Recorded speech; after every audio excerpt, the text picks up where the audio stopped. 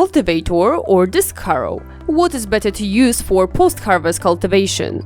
On many farms, the question arises: which tillage implement to choose for stubble cultivation, disc harrow or tine cultivator?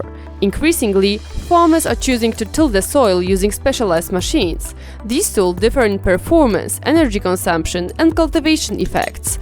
Before choosing a specific model, it is worth considering the type of machine, taking into account criteria such as cultivation possibilities, versatility, and operating costs.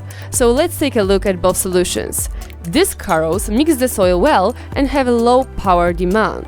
They do not cause problems with clogging, even when there is a lot of crop residue in the field. Using them allows for high productivity. However, on heavier soils they may encounter difficulties. To prevent this, the disc harrow should be sufficiently heavy.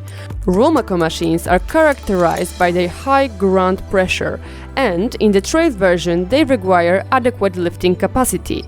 Disc harrows are universal, so they can be used for various field work.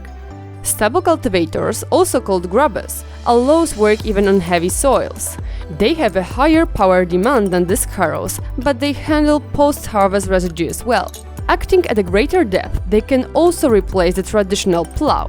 Rolmako cultivators offer a wide range of applications, from shallow to deep cultivation, due to the availability of the machine in different configurations. The decision between a disc harrow and a tine cultivator is not an easy one. Both machines have their advantages and disadvantages. When deciding which one to use, match it to the needs of your farm and the power of your tractor. If you want to know the exact specifications of these machines, go to rolmako.com and find out more.